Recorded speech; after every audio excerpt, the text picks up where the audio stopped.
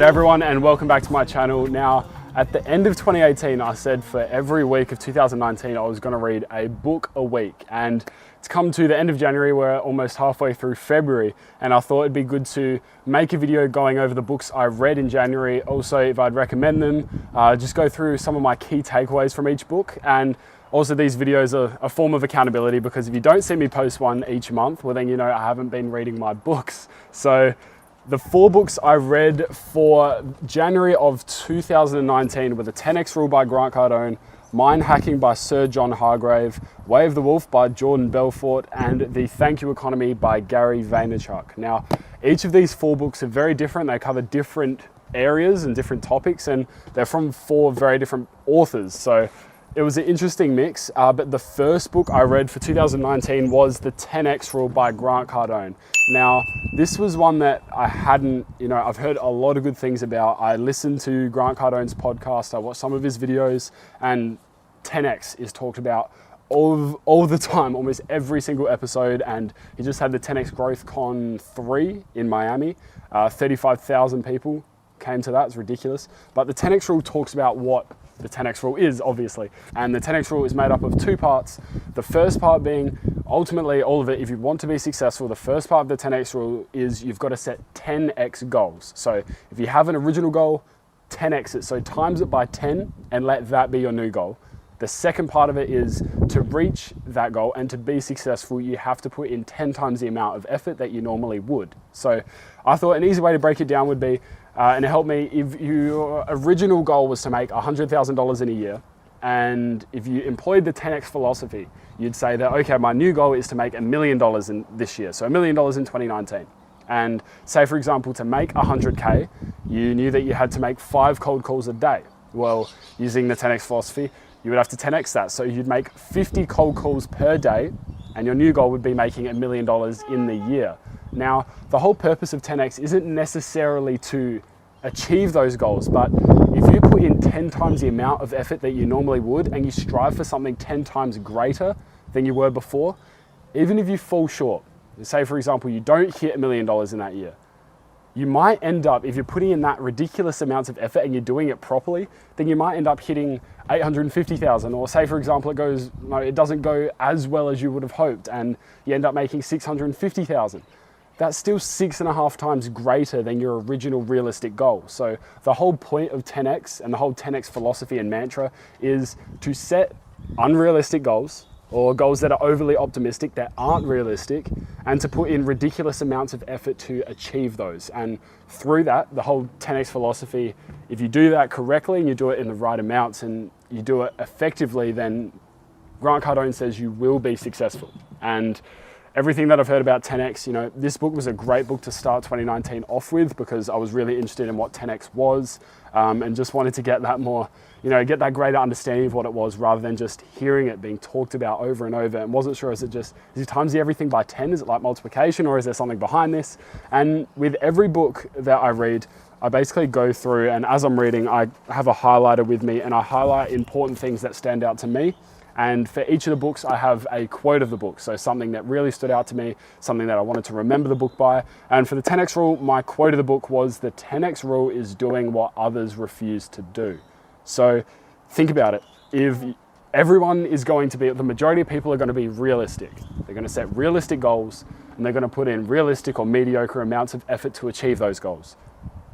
The 10X Rule is doing what others refuse to do, which is doing 10 times that amount. So if being realistic, you're going to make 5 cold calls, then obviously doing what others refuse to do is to do 50 cold calls in a day. So if you do that, you're going to be successful if you do it right, and you do it consistently day in, day out.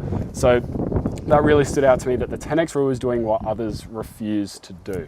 Now, the next book I read in January was Mind Hacking by Sir John Hargrave. Now, well, the subtitle is How to Change Your Mind for Good in 21 Days. So at the start, I picked this up. I was reading a book a week, and I thought, well, I don't have 21 days for this. I've got to bring it down to 7. I've got to 3x it. And this book talks a lot about the process, or the whole book is built around the process of mind hacking.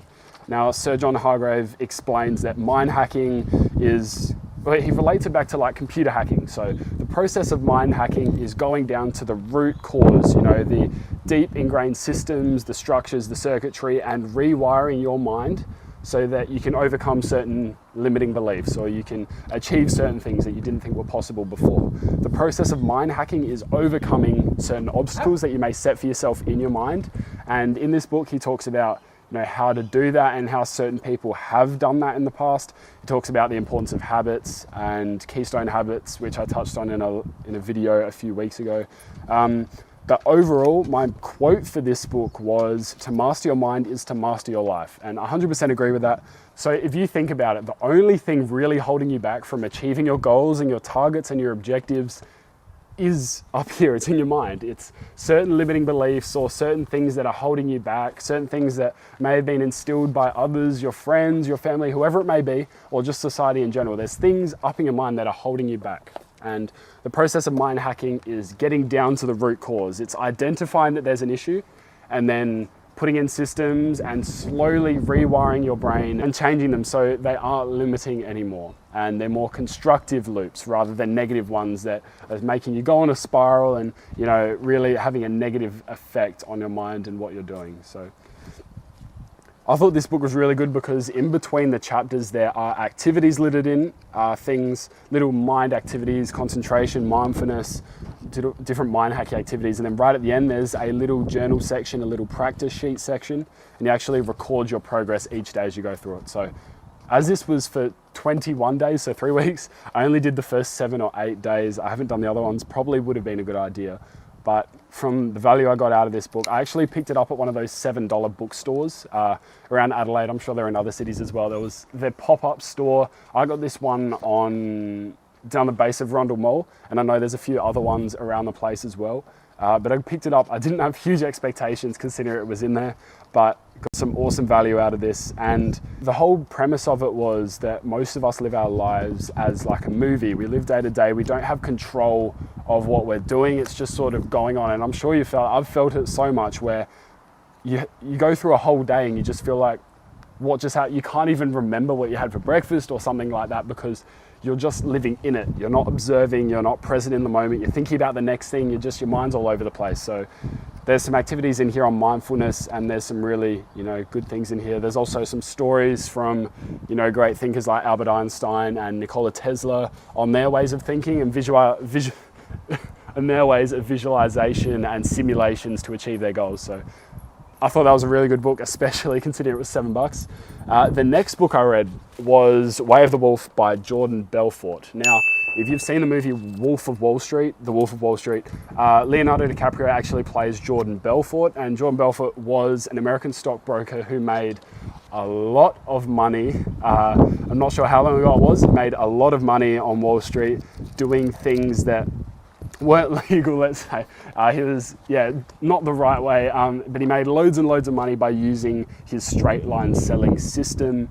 And now he goes around the world teaching this to people. He has online courses and info products, teaching people how to employ the straight line selling system, as he said on the front, to persuade, influence, and reach success. So, and one of the main things Jordan talks about is the 3-10s. So if you've got a prospect and you're trying to sell to them, the prospect has to be as close to a 10 on a scale of 1 to 10 of certainty on you as a person, the product or service that you're selling, and also the business or company that you work for. And through the process of straight line selling and the things he talks about in the book, he doesn't give you an exact script, but he basically shows you how to write one and the things you should include. Through the straight line system, by the end of it, you should have your prospect as close to a 10 on each of those 3-10s. So then when you ask for the sale and you try to sell to the prospect, their chance of closing is much, much higher. And the main quote I got out of this book was that all common objections are nothing more than smoke screens for a lack of certainty. And I think that not only applies to sales, but it also applies to life. If someone asks you to do something and you're not certain on who they are, you might not have a good relationship with them, you're not certain on their intentions, and you're not certain on the thing they're actually going to be doing, the likelihood of you actually doing it isn't very high at all.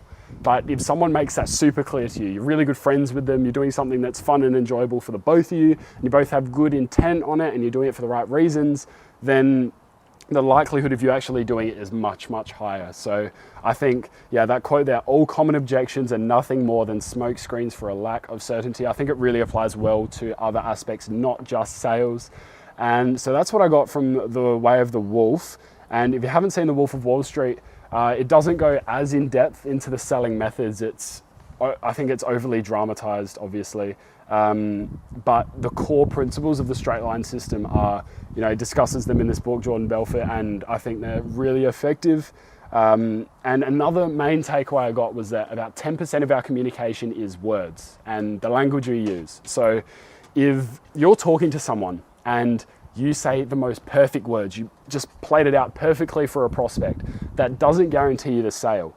The other 90% of communication, 45% is body language and the other 45% is tonality. So if you say the correct words and you say it perfectly, you follow a perfect script and it's just no flaws, everything just works perfectly, then you're not guaranteed the sale. But if you use body language effectively and you use the tonality of your voice and modulation, the chances, and you do that effectively, the chances of you closing them are much, much higher, and it's much, much easier to get them as close to a 10 on each of the 3 10s of certainty. So I think that relates back to everything as well. If you're presenting yourself in the correct way and you're using body language effectively and using modulation to monitor the tone of your voice so it's congruent with what you're saying and the emotion that you're putting in, then the chance of you persuading anyone or influencing anyone is much, much greater. So that was one of my main takeaways as well. And then the final book I read for the month was The Thank You Economy by Gary Vaynerchuk. Now, I've been listening to Gary's content for a while now, and he talks a lot about, he's a New York Times bestseller of 5 books, I believe. And Thank You Economy, this was written in 2011, but it basically talks about his principles and what he believes is the correct approach for businesses online. And this was written in 2011 when social media wasn't used as heavily as it is now for businesses. And it's sort of his manifesto on how businesses should use social media, especially in what he calls the thank you economy, which is, the time where paying it forward and investing time into your customers and building long-term relationships will be much more beneficial long-term. And it's not all about just the quick sale. So my main takeaway from the thank you economy, my main quote I got was, the thank you economy rewards marathon runners, not sprinters. So I'm sure you've sort of heard this before, that there's lots of different things that they say, it's a marathon, not a sprint. But social media and building a brand, and also a personal brand as well, it's about consistent, high quality, relevant and valuable content, not just one piece of viral content. And that's where everything goes wrong for some people and some creators, because they have this one awesome breakthrough piece of viral content, and it's happened so many times before on the internet, it happens all the time, that there's one really valuable piece of content, someone explodes, they have their short period of fame and notoriety, but then it just falls back down because they don't have that foundation, they're not pumping out consistent content that's valuable and relevant. And yeah, Gary just talks about the principles that he's applied and he continues to apply to maintain his success online and to grow and to build a loyal and engaged follower base that is interested in what he says and interested in the content that he's putting out. So even though this was written in 2011, I still think it is as relevant as it was back then.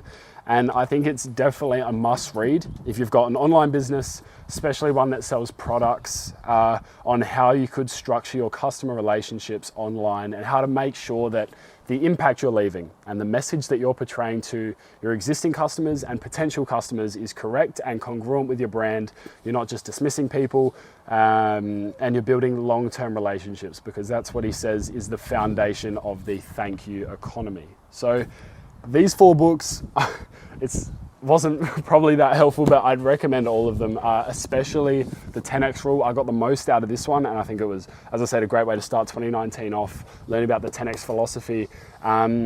But each of these books are very valuable in their own way. I'd recommend the 10X rule if you want to look more into goal setting and how to structure your actions, and if you feel like you're procrastinating and wasting time, this is definitely a great book to read. The Thank You Economy, I'd recommend if you are a business owner, anyone doing business online, even an entrepreneur.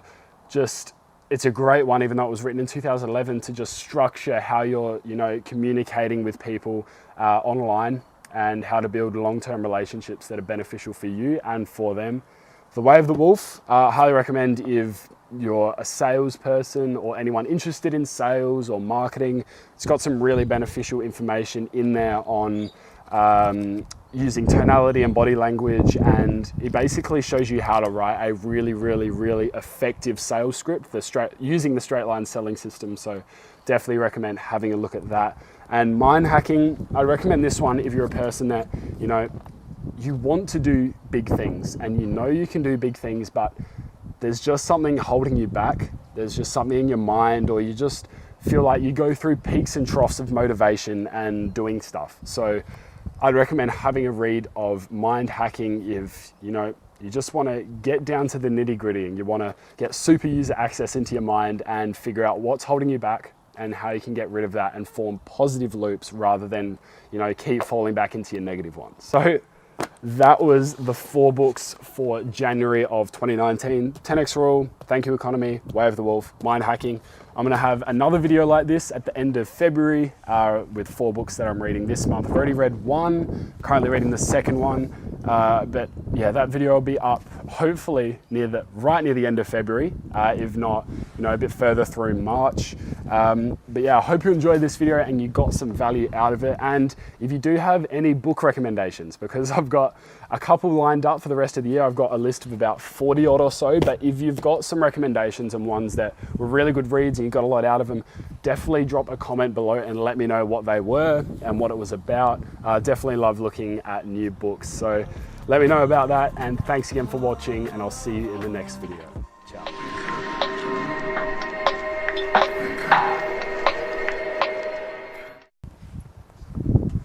This dog, what's he doing? Henry, stop it. Can you? I'm trying to film a video here. You're not helping.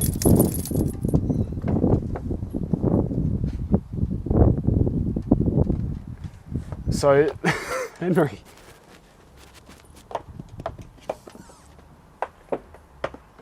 Come here. Come here. Come here.